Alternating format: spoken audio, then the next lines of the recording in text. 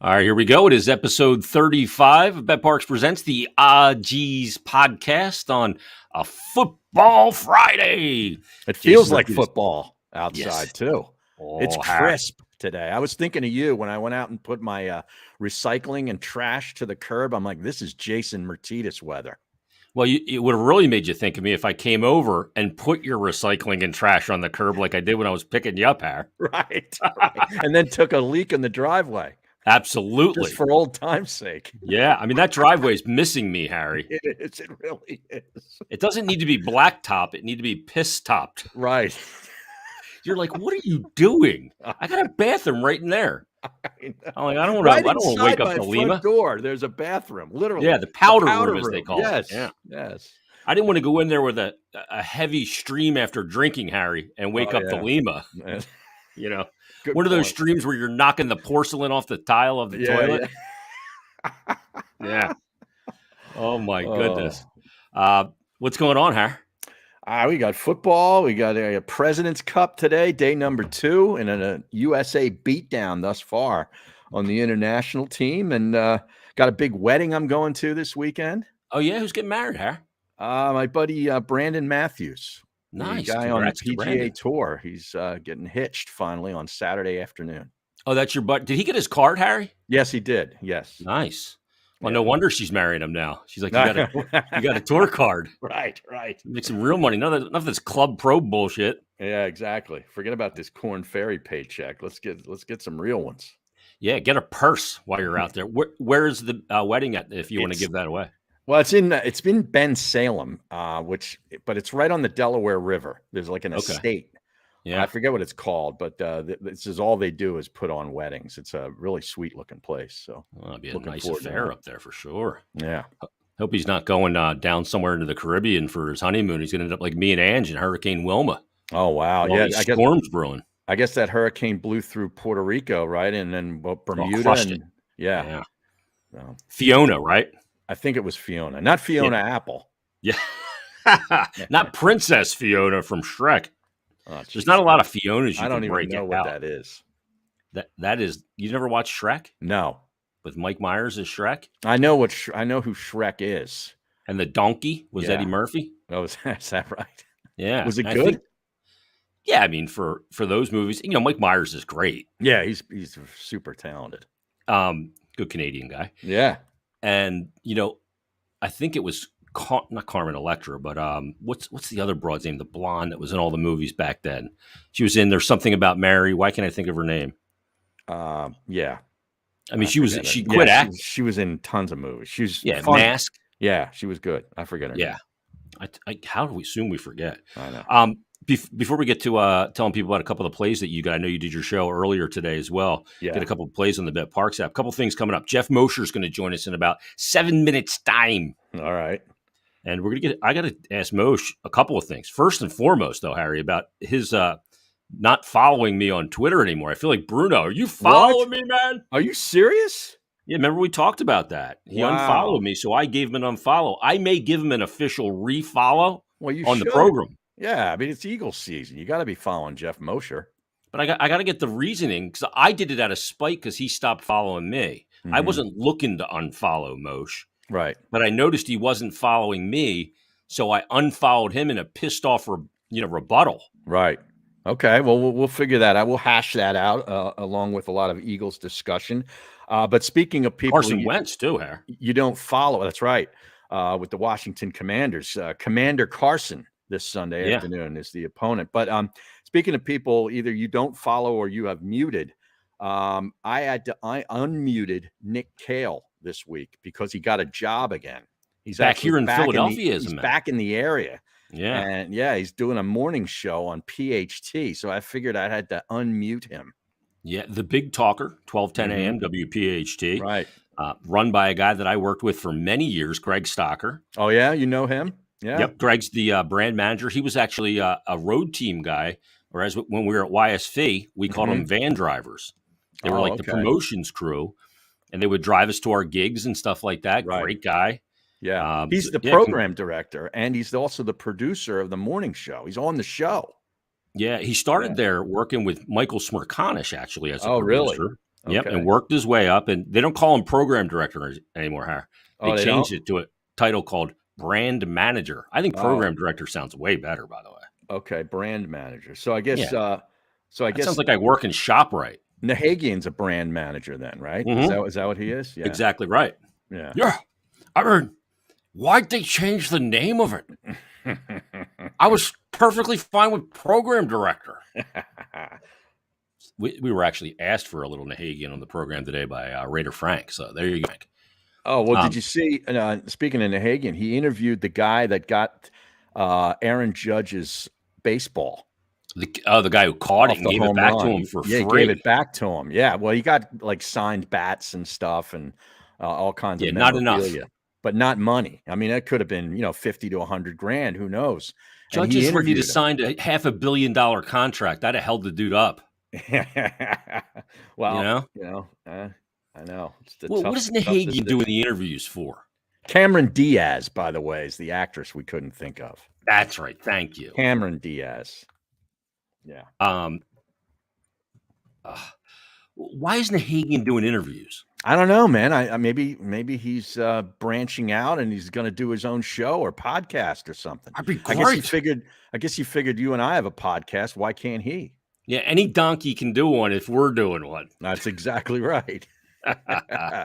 I saw that our old friend Darren Degatano, Dutch Degatano, who I worked with at WIP, is producing the Mikey Miss podcast. I got to give that a listen. Apparently, he's got a couple episodes out. Oh, they're out already? Yeah. I think he said I saw that he has a couple out. So, yeah. So we'll see. Right. Real quick, let's get to Bet Parks here because you had some plays on your earlier program today. Do you have a play on the Eagles Commanders game? I can't get used to this Commanders name. I know. I don't like it. I like the uniforms. I like their uniforms, but I don't like the name at all. I took just the Eagles -1.5 in the first quarter. That's the only play that I have on the Eagles game. It was available on DraftKings. And I'm just kind of thinking that I know it's a short week, but it's not much travel for the Birds. So I don't think the short week is really going to bother them early in this game. It's just a train ride down to, to the DC area. So I figured that Carson is going to be especially amped for this football game. And when he gets really amped, he's not accurate. So I think Washington gets out to a slow start, not necessarily that the Eagles get out fast and continue what they did in the first half against Minnesota. But I just think, I could easily see this being a 3-0 Eagles lead after one quarter. Does that lean you towards the under on the game here on the Bet Parks app? I didn't really look at the total, but I would lean under. I mean, I'm on the under in the Baltimore Ravens New England Patriots game. That's under 44 on Bet Parks. And then also in the Houston Texans Chicago Bears pillow fight, I took under 39.5. Okay. Two bad offenses in that game. Yeah. Yeah. Well, that works. Get them in on the Bet Parks app. It is available, and it's great for football season, whether it's college or pro, or the golf this weekend, or whatever is going on. Baseball, we're getting down to the nitty gritty here, and you got preseason hockey you can bet on coming up tomorrow night. Har, will the Flyers be able to staff a team? Everybody's hurt, it seems. Har, I just ordered a new pair of CCM skates. Forward skates, not the goaler skates, so I can play center because they need a center. And I was running some center at practice for my U16 team the other night. Is that right? Well, I mean, detail all these injuries. I know Coots is hurt. Ellis is out for the year, I understand. Is that right? Looks like it. Yeah, I think his career's over, Har. Oh, yeah? Yeah, I mean, he's got one injury leading to another. It's core into his legs. I mean, at this point, you're just hoping the guy can have a good, comfortable post-hockey playing a physical experience. That's where he's at. That's how bad it is. I mean, the dude's undersized and always played the game way bigger than he was. So, and Couturier's got the back, a herniated disc. So they got to see he saw a specialist yesterday. We'll see where it goes. But Torts is not going to use anything as an excuse. He doesn't give a shit. And number one, they had the first practice yesterday, had 4 sessions. Not a puck touched the ice. Is that right? The puck stayed in the bag. It was all skating. He kicked the living tar out of him yesterday. Really?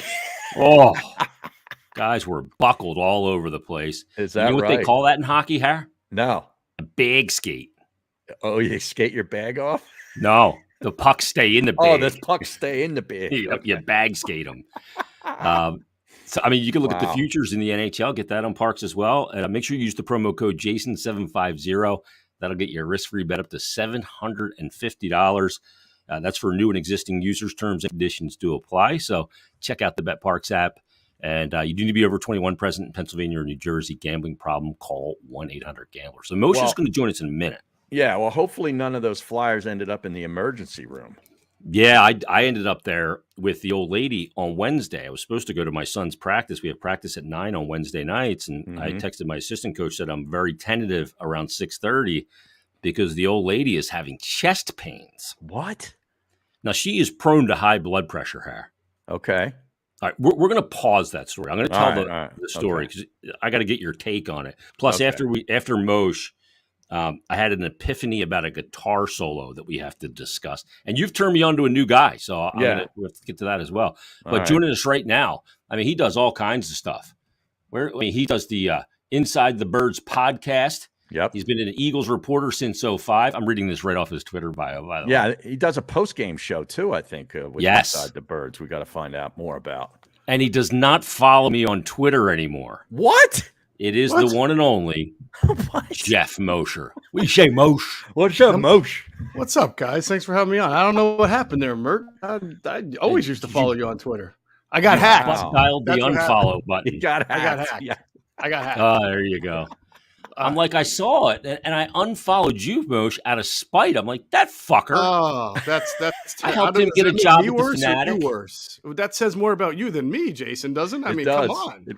It does. Look, there you go. I don't have many scruples, and I'm very reactionary, Moshe. I could have put out a tweet and said, yo, prick face, why'd you unfollow me? But I didn't. Well, nothing gets you to follow a guy like calling him prick face, which That's right. I just followed you, so apparently it works. So that's a term of endearment on this show, Moshe. I will say I have people on lists, Jason. Like I don't follow any Eagles beat writers, but it's no I follow them all because they're just on my Eagles beat reporter list. That segments you out. So you might just be on one of my media lists.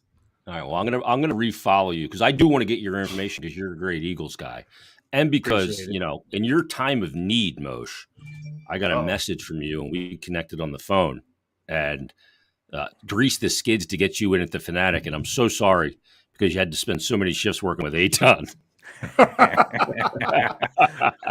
Do you forgive me? I thought maybe that's why you that show. Me. I enjoyed every second of every shift I did with Aton, so I appreciate. I love that show. Bring it on! It was great. I loved it all. You guys worked well together. Awesome too.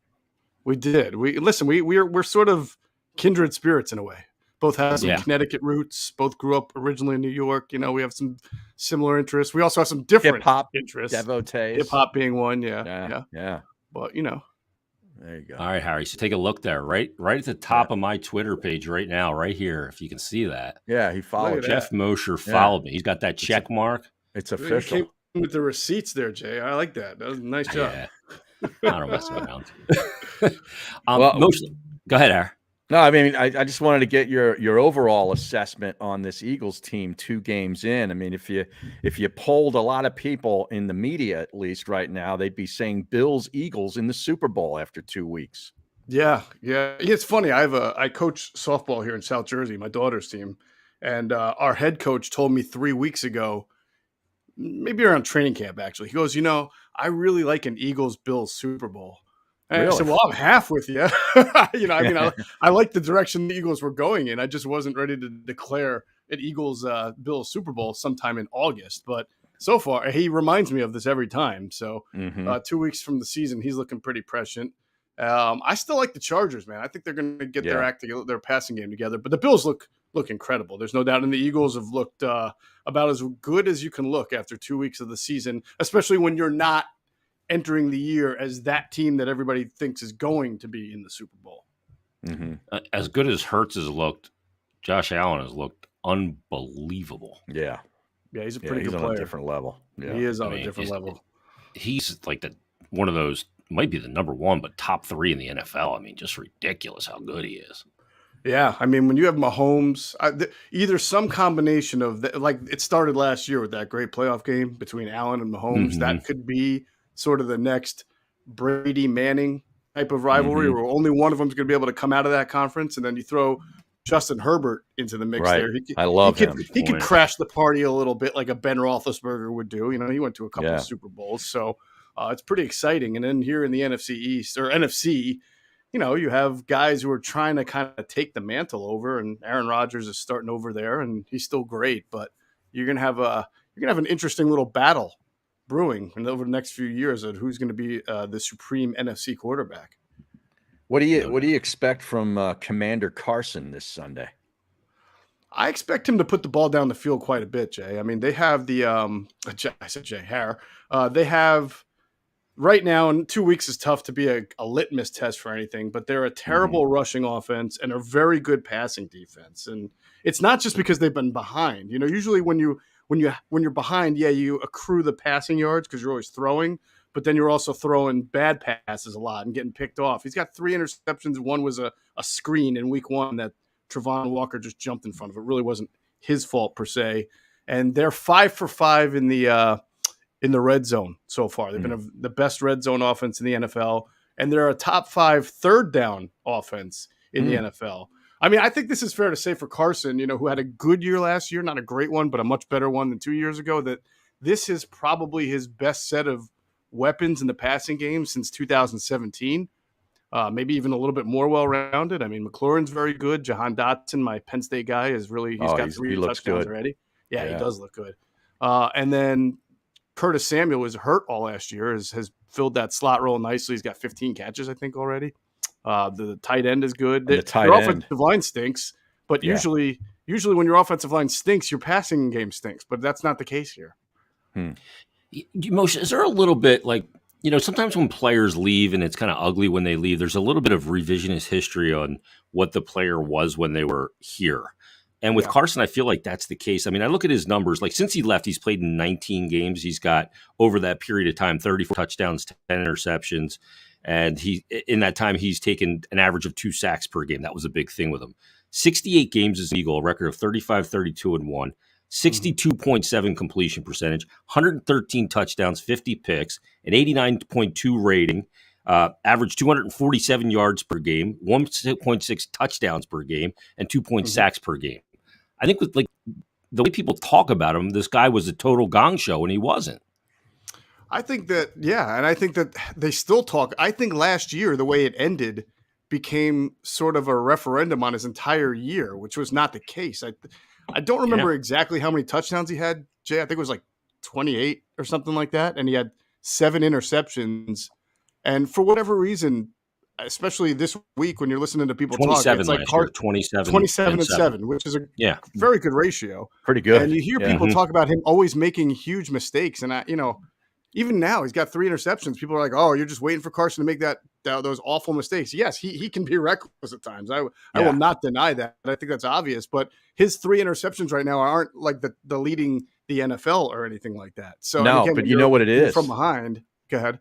You know what it is? He makes just crazy plays with the one with the Colts last year towards the end of the season that basically might have ended their season, and not getting to the playoffs. It's just like an incredible interception, and it just sticks with you. So therefore, you're thinking like, oh well, he's gonna make a bad throw. He like consequential, does. You mean, Harry? Like a heavily consequential interception? Yeah. But just a car wreck of an interception. You know what I mean? Like no reason for it. You're like, what is he thinking? Well, it's amazing how he does it within the same game. I think that's the complexity of Carson. I said on the podcast that dropped this morning, it was our game preview podcast. I'm like, this game, Carson for the first quarter and a half is going to look like Jameis Winston, right? Throwing the ball just to people all over the place. And then for the next quarter and a half, he's going to look like Aaron Rodgers. And then sometime in the fourth quarter, he's going to regress to something in between, like a Derek Carr, right? And then in the last 10 seconds, he's either going to look like,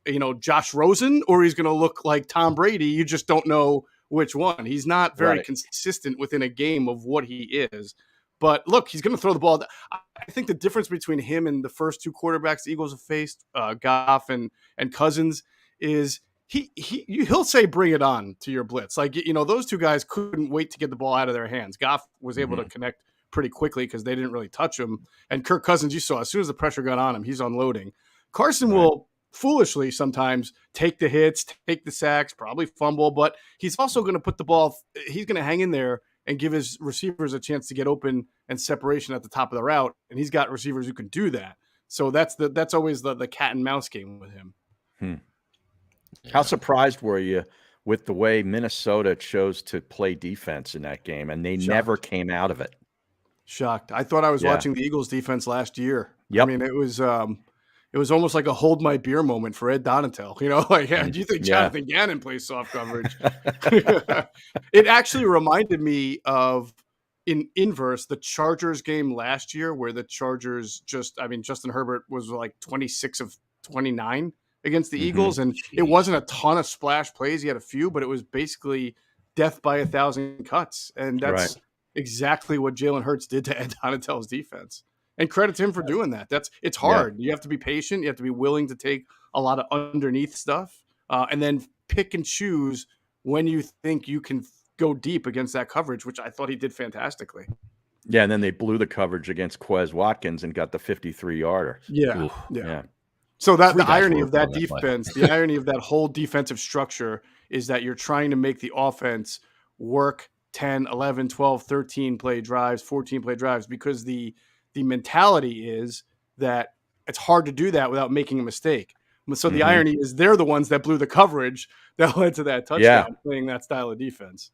That's how defenses try to do Mahomes, is just make him be patient underneath, and he's going to get impatient and make a mistake. Right. Yeah. Which also, by the way, doesn't work other than every once in a while. Right. Most, you look at like Hurts' stat line, and he's not your fantasy stud. He's got 1-1, 1 touchdown, 1 interception, but he's taking what defenses give to him. First, where he runs them in. He had 2 running touchdowns last week. You got to count that. You're right. But you look at him. Where were you coming into this season on Hurts, and what has he shown you this season? Has he changed your mind at all? If you were kind of wondering about a few things, because that's been the case with him. Yeah. I mean, look, we went into camp.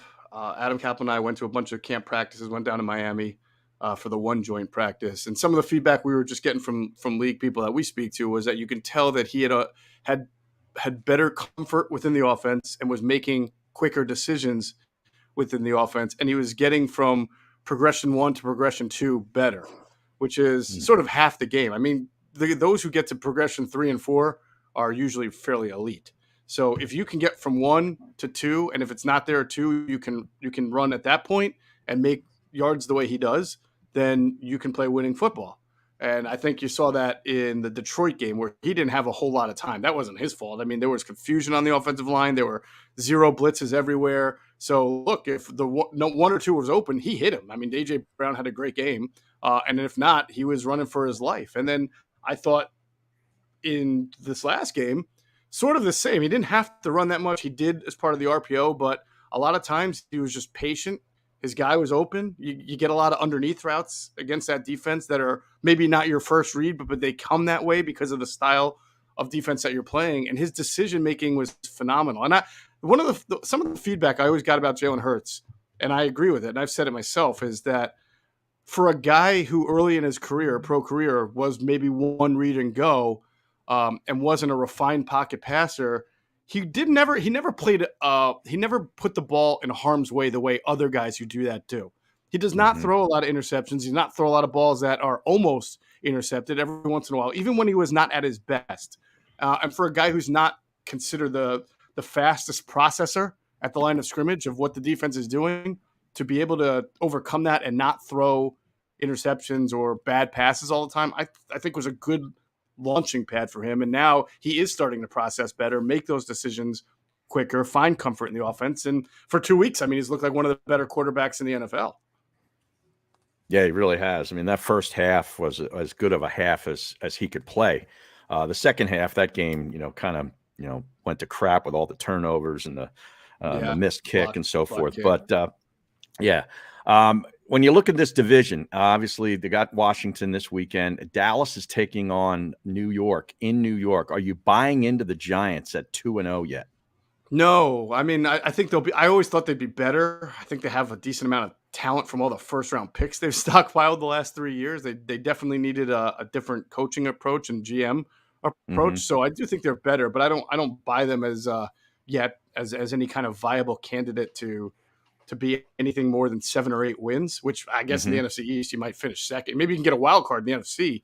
It's so wide open. But I tell you, I am also not – I was very firm on this. I did not bury the Cowboys when Dak Prescott got hurt. And I'm not saying that just because they won last week. I am a big fan of what they do defensively and what they have on defense. And Parsons is amazing. He is tremendous. Right. He's unbelievable. He can wreck the game. Yeah. Exactly. Yeah. So while I think the Eagles have the better 52-man or 53-man, and of course, when their quarterback's hurt, it's obvious. I've always felt that Dallas has the best defensive coordinator, best pass rusher, and I like their offensive coordinator too. So I think that weighs heavily when you compare them versus other teams. And if they can get adequate play like they have in his 2 starts so far for Cooper Rush last year and this year, then I think that they can hang around and be all right until Dak gets back. I'm not surprised they beat Cincinnati, and I think they'll be better. I think a lot of people were ready to just write them completely off when Dak got hurt, but I didn't, and I still think they're going to be pretty formidable because I like their defense a lot. Geoff, one of the things when you look at the Eagles is up front, the offensive line. Like I saw that picture of Anthony Munoz with Jordan Mailata. Oh, yeah. I never thought Anthony Munoz could look tiny. But he did next to him. I mean, I don't know if there was that was like a deceptive in the photo, but you've been around Mailata. He is just insanely large. But up front on both lines is really their strength. And that really helps a quarterback like, Jalen Hurts. But Sirianni, you just mentioned coaching. Where are you on Sirianni and Gannon? And, can they take this team to that next level? Because now all of a sudden, here comes expectations from the national media all over the place. And the Eagles are going to get a lot of attention on everybody's schedule when they see them. So where are you on Sirianni and Gannon in particular? Because Gannon a little up and down so far. All right. Well, Sirianni first. I think what impresses me most about him is that he's fairly authentic. And I don't just mean that in his press conferences, but I don't think he's out to prove a point like a lot of first and second year coaches are. And I think the best example of that is that he gave up play calling pretty early in the season last year. I think a lot of new first-time head coaches try to prove their worth. This is why they hired me, to be and try to show their expertise as a play caller, especially since he didn't call plays in Indianapolis. You would think he'd want to kind of prove that, I wasn't just Frank Reich's puppet. But to really look at why he was hired, Jeffrey Lurie didn't hire him for his play calling because he didn't do it. He hired him for the emotional intelligence, the connectivity that he likes to talk about, the ability to relate. He's not trying to be somebody else that he's not. No, he's not. How much abuse did that guy take last year just for his press conferences, for his flower analogy? It was deserved. And it was deserved, but he still doesn't care. No, I know. Right? He still doesn't care. So I appreciate that he has not tried to change in the face of intense scrutiny here in the city, and he's been authentic. And I think that helps and resonates well with the players. As far as, and I'll say this, I think not knowing much about him or Kevin Patullo or the offensive staff, they're running an offense that none of them have ever run before. Shane Steichen as well. They've never run an RPO-centric offense. A lot of people confuse RPO-centric with RPO incorporated. Yeah, when Frank Reich was here, and when Doug was here, and when Nick Foles had to take over for Carson Wentz, they incorporated RPOs into the game plan. But that wasn't foundational to their offense the way it is right now with Jalen Hurts, where the entire scheme is basically predicated on the RPO. And I'm pretty sure those guys in their other NFL stops, whether there's Indianapolis or San Diego there with Rivers, none of them were running that kind of an offense. So I have to appreciate their ability to adapt to their personnel, which is what you should do as a coach, and reach deep into your playbook, your bag of tricks, and figure out the best way to build the offense around what you have. All right. What about Gannon? Well, and that'll sort of be the measuring stick for him last year. I felt like this year. Last year, he played a style of defense because he didn't believe in the personnel. And I think we can all fairly say there were reasons not to believe in some of the personnel, especially on the back end, whether it was Steven Nelson or Anthony Harris or Eric Wilson, who got released halfway through the year, or Alex Singleton, who's not even on the team anymore. So they went out this offseason. They got him better pass rushers. They got him better secondary and linebacker players. And TJ Edwards has really emerged. And now you're seeing him blitzing more. Not like he's not Todd Bowles, but he's blitzing more. those blitzes that he throws aren't just the old Ed Donatel, all right, I'm not getting to you, so I'm going to throw one extra guy in there. He's zero blitzing at times, which is sort of Jim Johnson-esque. So I appreciate that. But again, I really wonder, the issue is that they really should be getting home with a 4-man rush more. They're not generating any pressure without it. So that's kind of forcing him to blitz. And teams are going to start to realize that and know when you're coming at them. And if you can't generate a 4-man rush, which is really not Gannon's coaching, that's just about the 4 guys doing their job. Right. If you can't do that, you have to blitz all season long. That's a problem because the better quarterbacks will pick you up apart. So who on that line is not pulling their weight? I don't think anybody has, more than a sack right now. I mean, Fletcher Cox, and Javon Hargrave to me have not pushed the pocket on the inside nearly enough. Hassan Reddick, that one you can maybe put on the coach and say, are you using him the right way? Are you moving him around? They are moving him around a little bit, but in the ways that they're moving around, is that advantageous? So you'd like to see some of that explosion start to manifest itself in some sacks and forced fumbles at some point. I think Josh Sweat is actually doing a good job. They've asked him to be a stand-up rusher, like an overhang defender.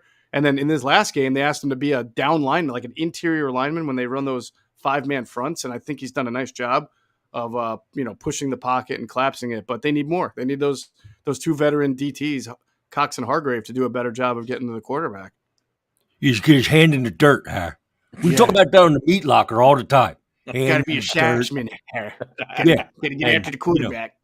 Quick twitch. Don't get him started, Moshe. He just looks. I feel like he already was. I'm just continuing it. Always looking for a reation to do an Anthony impression. I know. It's so much fun.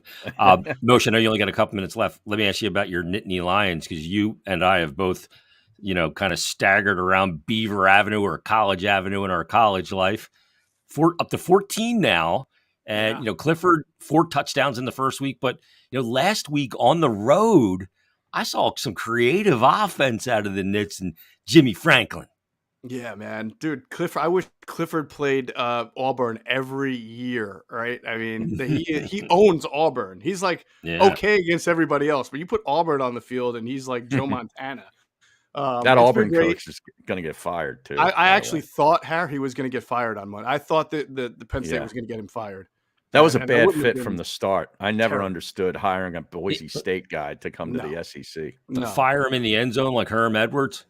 Oh, yeah. How about that? Did you see that? Oh, unbelievable. I did not see that. The athletic director met him in the end zone after the game as he's walking to the tunnel. Yeah, and the president of the university. Yeah, there's video of it. That's good. Is that like the new meet me by the path after school? Meet me in the end zone after this game.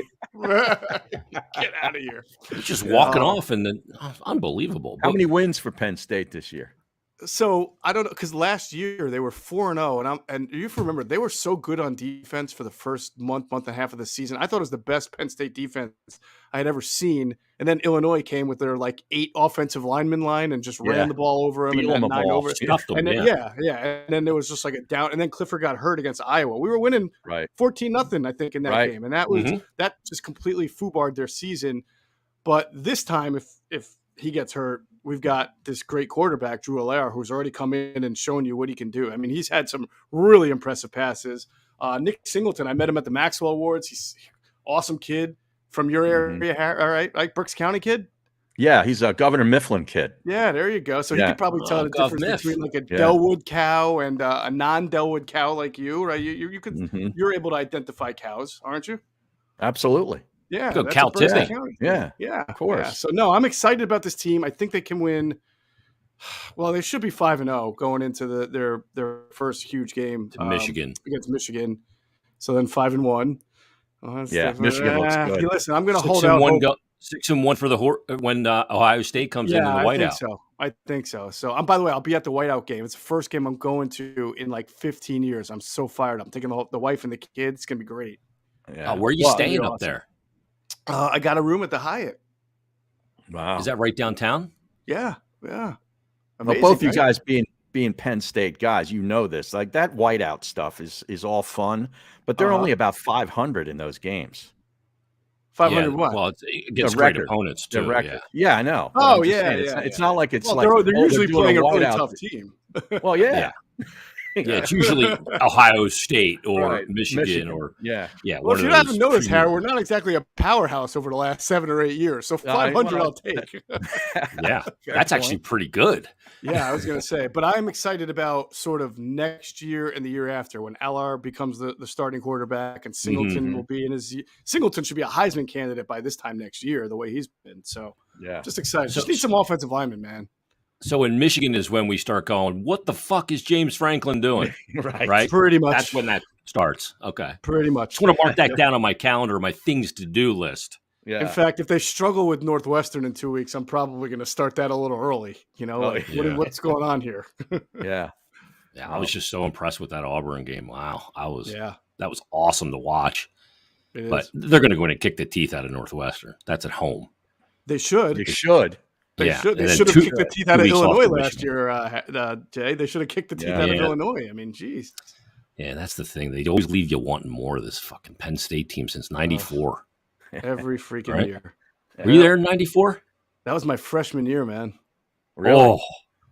I didn't see a loss. I didn't see a Penn State loss as a college student until midway through my sophomore year. Wisconsin came in and beat us in like a mid-October Ron game. Dane. You know who the quarterback was? For Wisconsin? Yeah. Wisconsin. Did he transfer after? No, he started there. He started there. You'll never remember. I'll just Darrell Bevel. Guy's been an offensive coordinator in the NFL for like 20 years. He was offensive coordinator for the Seahawks when they won in the Super Bowl, I think. That's right. Yeah. But that's the Ron Dane team in '95, right? I thought Dane was the '96 team, but it might have been '95. I'd have to go back. Yeah. I got to go back. Barry Alvarez, the coach? Go back and check. Yes, Barry Alvarez was the coach. Yeah. I remember Penn State, Michigan in '94. Me and my roommate's dad came up, and we went to the Penn State Scanicon out there by the airport nice. To watch the game. In this huge room, they had like a stage, and they had an alumni blue band, buffet, open bar. We were just fucking slamming beers. And they beat Michigan, and we're on our way back to campus. His dad's driving, and we go by the stadium, and everybody rushed the stadium. Mm-hmm. So we got. I was part of there. I was there. We helped rip the goalpost down, and then we carried them to Paterno's house. You know, he lived. Yeah, like ended up on Joe's front yard. Yeah. So I was. There part was of a picture in the Collegian hair of Joe getting home at like 2:30 in the morning, walking in his front door, and the goalpost was on his front yard. Get out of here! Wow. Need to get the fire hoses down to get the goalpost down, though. By the way, that was not that. There was a different Michigan game 2 years later where it snowed, and then someone threw a snowball at. It wasn't Amani too. It was Mercury Hayes, I think, the other wide receiver for Michigan. But that was my roommate was a Penn State baseball player, and he was in there 3 minutes, threw one snowball, kicked out. I remember that game. Hit Mercury Hayes then. Yeah. Oh, he had a hose for an arm. This kid could throw it 100. Couldn't hit the plate. He was a center fielder. No, it was Kirk Rentschler's his name. He's my roommate, Riho, we called him. And he was a center fielder at Penn State, and they would bring him in as a relief pitcher because he just threw gas. So they bring him in this one game, and his first warm-up pitch hit the top of the backstop. Oh, my God. The kid at the plate that was in the on-deck circle was like, holy fuck, what am I going to do with this dude throwing gas? He's going to murder me. Wow. I once sat in 35-degree weather to watch a Penn State game where Nate Bump started for Penn State. He was one of our best pitchers. And Mark Mulder started for Michigan State, the Oakland A lefty. Wow. Yeah. And we beat him up for about 10 runs in the first 2 innings. I don't think he wanted anything to do with that 35-degree whipping wind weather up there in Happy Joe Valley. Hindelang, the old Penn State manager. Yeah, he was the manager. Wow. Yeah. Hey, one quick last one for the Eagles. I forgot to ask you. Jordan Davis, your thoughts early on? Yeah, I think he's got a long way to go, Harry. I mean, and that shouldn't be obvious. I know that's disappointing, and all you hear that, and people are like, oh, they shouldn't have drafted him. But he played limited snaps at Georgia for a reason. Kirby Smart ain't stupid, right? And it's not just because they had great defensive linemen. If you have great defensive linemen, you play them as much as possible. He's great when he plays, but he only played 20 snaps on average a game at Georgia, and now he's in the pros. So you can't. It'd be ridiculous to expect that he's going to hold up better in an NFL game when he couldn't in a college game. So he's an enormous dude. They've got to get his weight manageable so that he can play and not lose pad level and not lose technique after 3 or 4 plays, but they knew that. So the Eagles knew that. I don't know that the fans understood that as much, even though I know it was out there about his limited snaps, and he's not really a pass rusher. He's more of a pocket pusher when he's in there. But his best days are going to have to be next year, year 3 and beyond. This year, he's a project. They get him on the field when they can, but you're not going to see him playing 60% of the snaps. Got it. He's got some things you can't teach. Yes. So do I, by the way. All right. Is that right? Like stupidity. Well, tell all the folks where they can find you everywhere, because you got a lot of stuff going on. Yeah, our Inside the Birds empire, as I like to call it. You can find our Inside the Birds podcast on any major podcast platform or any podcast platform. You can also find everything we do visually on our Inside the Birds YouTube channel, which is also the home for our Inside the Birds pregame show with Jason Avant, Greg Cosell, Adam Kaplan, and me. Our postgame show with me, Adam, and Trey Thomas. We've got a Patreon channel now where we're giving subscribers bonus content, exclusive bonus content at patreon.com/InsideTheBirds. We got a newsletter. Making good point on that Patreon shit? So far, I mean, we just launched it about 2 weeks ago, so it's been great. We're really happy with how many people have subscribed. All right, Harry, we got to start that. Nice. I'm writing that down for me and Harry. Yeah. Patreon.com/Ajis. There you go. Yeah. That's exactly right. No, he's really thinking about it for his stick to hockey. That's what it's going to be. Okay. Is his flyer stuff. You got to give them more, shit. Man. You got to be ready to give them more. All right. Yes. They always want have more to give. Yeah. I spill it on every shift. People are really going to pay for Flyers content, though, knowing what the Flyers are in for this year. That would be a heck of an accomplishment by you. It would. That would. I could sell anything, Moshe. Ice cubes to an Eskimo. Hey, man, thanks for doing this, brother. It's good seeing you. Best of luck with the podcast this season. You put out great content, and Adam lives right up the street here from me. He's a great guy as well, Cosell. And I would move you got some good ones there. Yeah, property value went down when he got to the neighborhood. Thanks, brother. For having me on. Thanks. Take care. All right, there he is. Geoff Mosher. Man, he's a busy guy, man. He's got a lot of Inside the Birds is everywhere. God bless him, because Harry, like this whole thing, like he was a radio guy, turned into a radio guy, was a kind of traditional beat writer, and then working at Comcast Sportsnet, and he's doing all this on-demand content. You're doing that. I'm doing that. I love this shit. Mm-hmm. So do I. It's so much better than schlepping to that studio and going 610, that whole thing. Yeah. What's on the show sheet, Mike McGonigal? Unbelievable. Let's tell people about Som Sleep, Harry. Oh, yeah. I need to get some sleep because I got to get up early tomorrow to head to a game. If you're having trouble getting enough sleep at night, Som Sleep, they got you covered. The scientifically advanced Som Stack includes ingredients that are naturally found in your body like GABA, magnesium, and melatonin. Sleep is the best form of recovery, and it has helped N4L founder and NFL tight end Colin Thompson take his game to the next level. It's simple. All you got to do is drink one serving just 30 minutes before you go to bed, and your body will naturally calm itself down. Other sleep supplements leave you groggy in the morning, but not Som Sleep. Wake up feeling refreshed and ready to conquer the day. Make sure you check them out at getsom.com and use the code GEEZ, Jeez, for 10% off your order. Get Som Sleep.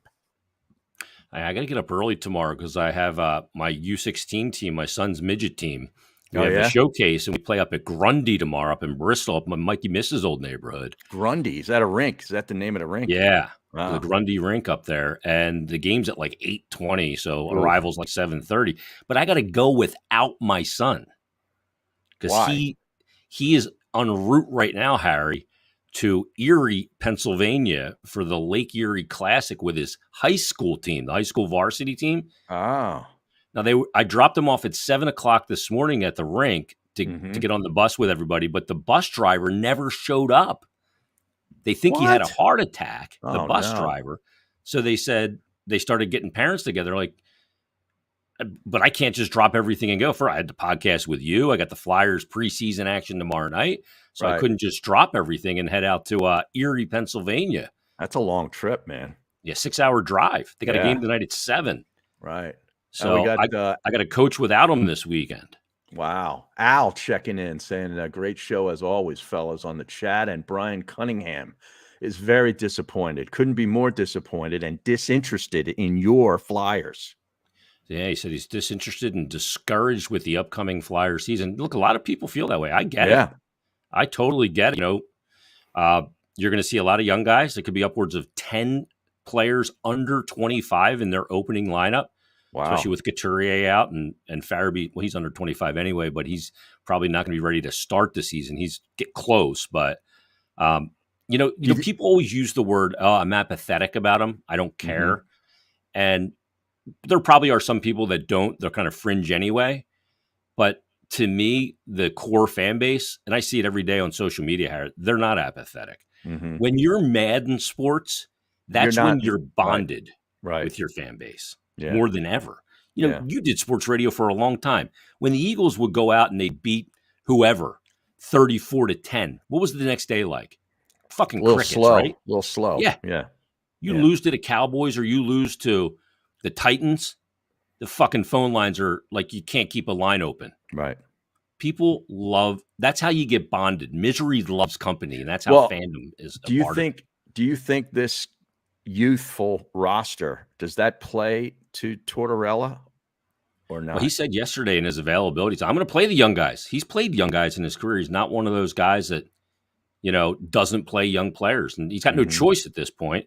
Some of the veteran guys are going to have to lead the way and show them. To me, this season's not about wins and losses, even though pro sports are always about that, right? Yeah. To me, it's about culture and standard. It's a results-oriented business, but Tortorella is not going to. He doesn't have to win right away. No, he's going to coach and coach hard. That's what. Jesus, a puck didn't touch the ice on the first day of camp. That's pretty incredible. How long was practice? I think it was about 50 minutes. Wow. Of skating. Yeah. Wow. And when you put pucks on the ice with hockey players, they're like a moth to a flame. Like they just can't stop fucking with the pucks. And when they see that there's not even, you walk out of the locker room, Harry. I could see you walking out of the locker room as a 2C yesterday at practice. Right. You walk out and go, there's a bunch of water bottles on the dasher, but not a single puck on the ice. You just walk out and go, jeez. Yeah, here we go. A second line center. I like that. 2C. Yeah, you'd be a great 2C, Harry. I would. I'd be a 200 not necessarily a scorer, but a distributor, probably a PK guy. I could see you on the PK. It's always in the right spots. That's exactly right. Yeah, you'd be great at that. Martin Roach says El Hombre is his neighbor, Michael Bradley, and we should get him on. We are going to get him on to talk, especially college football, but the season really just gets going. I mean, Michigan's got their first Big Ten game, I think, this weekend against Maryland. Like the Big Ten hasn't really, once that gets going, we'll bring him on. Yeah, Penn State this weekend is at home against Central Michigan. Central Michigan, yeah. Yeah, naturally they're a huge favorite this weekend. Right. Minus, I think, 24, 25 on the BetParx app, so you can get that one. But it really kind of kicks off for them. Northwestern at home the following week. Then they have 2 weeks off before they go to the Big House and take on 2 Michigan. weeks? Yeah, they have a bye. What? Yeah. Yeah, but for 2 weeks? Or they got a 1 week bye? Yeah. So they have 2 weeks between games. My bad. Okay. Yeah. And then they'll come back home and take on the Gophers, Minnesota, and then tough team. Minnesota's good. Yeah, and then they'll have that October 29th game, which would be great. Great Halloween weekend, whiteout, Ohio State at Happy Valley. So that'll be fun. Yeah, Minnesota's a road favorite this week at Michigan State. Yeah, they're one of my that's got to be telling you something, right? Yeah, 2.5.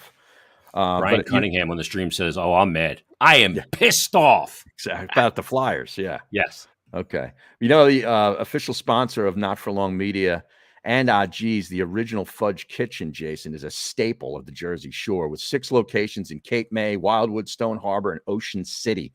The original Fudge Kitchen makes all of their fudge in the store, guaranteeing a delicious product. So stop by and let them know that N4L sent you. And if you aren't able to visit in person, it's not a problem because they ship fudge across the USA. Be sure to check them out at fudgekitchens.com. The original Fudge Kitchen, shipping fudge and sweet treats across the country. There you go. Fudge Kitchen is fantastic. One of our great sponsors.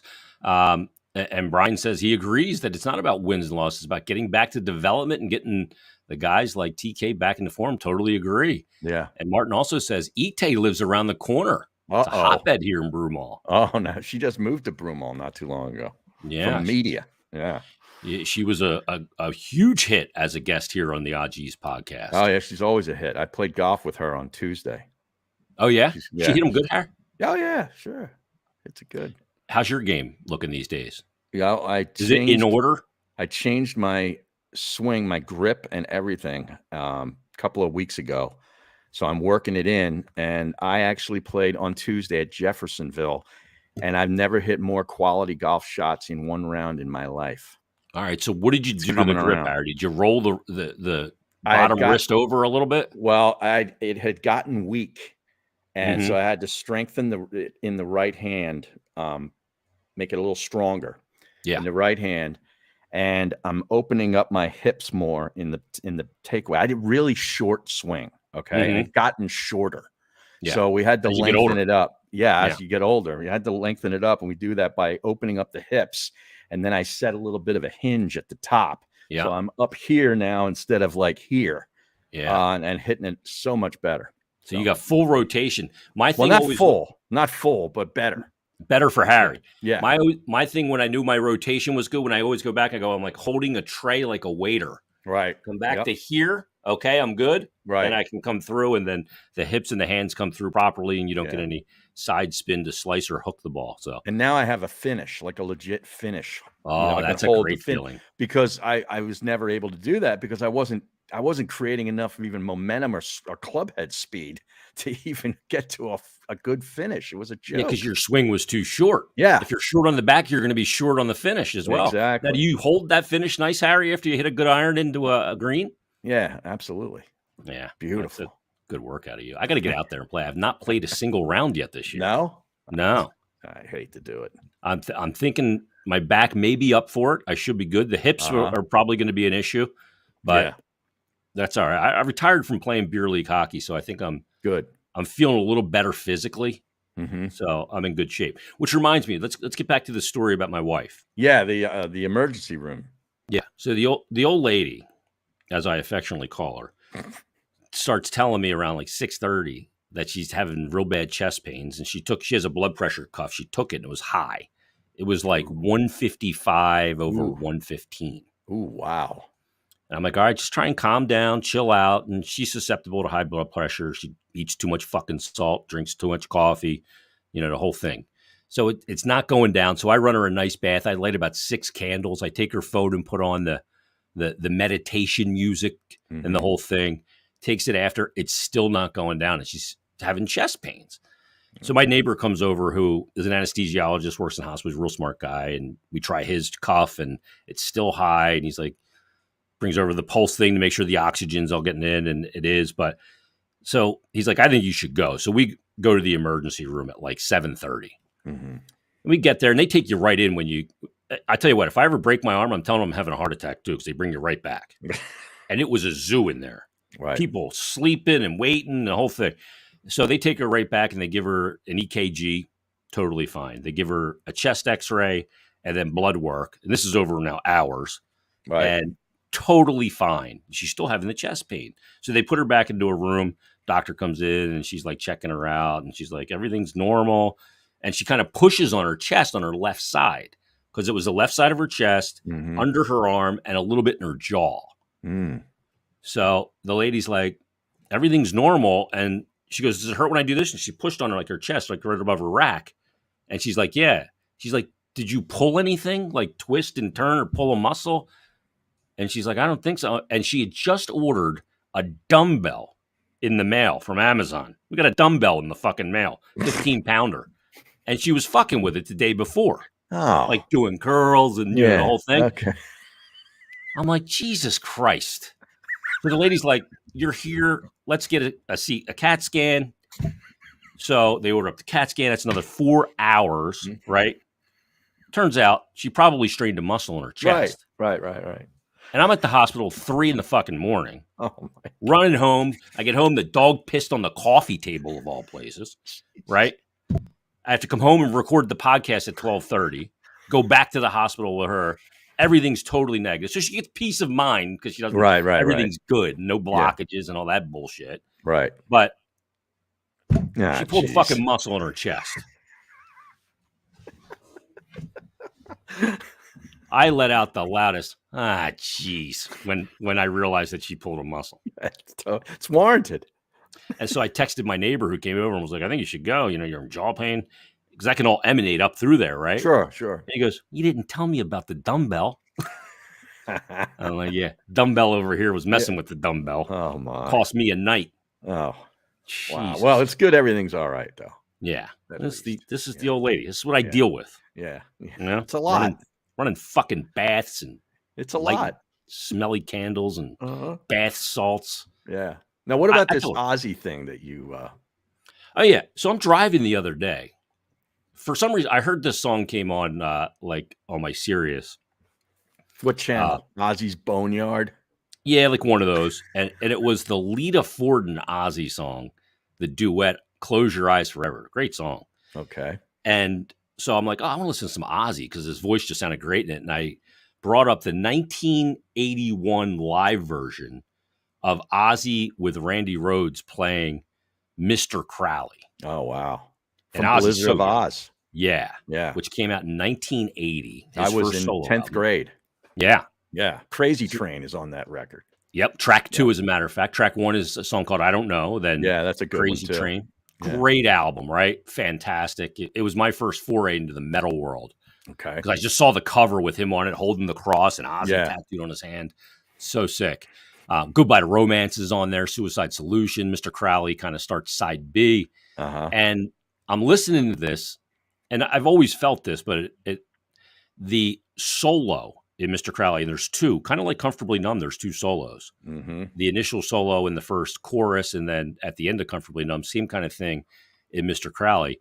And while I think Comfortably Numb is the greatest rock guitar solo of all time, both of them by David Gilmour, the tone, just the phrasing, all of it. Yeah. I will tell you that the greatest hard rock metal solo of all time is absolutely Mr. Crowley. Wow. That's big. That's saying a lot. It's almost like it has words. I'm going to pull the anybody on Facebook. Sorry, I'm going to remove you. Go to Twitter and follow us and watch the rest, or go to the YouTube channel at JM Media, because Facebook will kick me off if we play YouTube music. YouTube won't, because I'm playing a YouTube video. Oh, okay. That's how you get around it. Yeah. So I'm going to take a few of these channels out right now. Let me just see. I always like the Another Brick in the Wall Part 2 guitar solo by David Gilmour. That's a great one too. Like Gilmour's got great guitar solos. Yeah. Off the chart. The way he pieces them together, it's like it builds, and then, you know what I mean? Like he's really good for that. And Comfortably Numb is a classic. Yeah. I mean, probably your favorite guitar solo. I think I could probably guess it. It's probably Hotel California. Well, that's one of them. Yeah. Yeah. I mean, Felder. Like the dueling guitars. Yeah. Now, did you know? I have a little tidbit about that. Did you know why that sounds the way it does? No. That is actually Felder and Joe Walsh are playing arpeggios in this. Okay. But one guitar player is playing one note down from the other, and it creates that sound. Yeah. Really? So they're one fret down?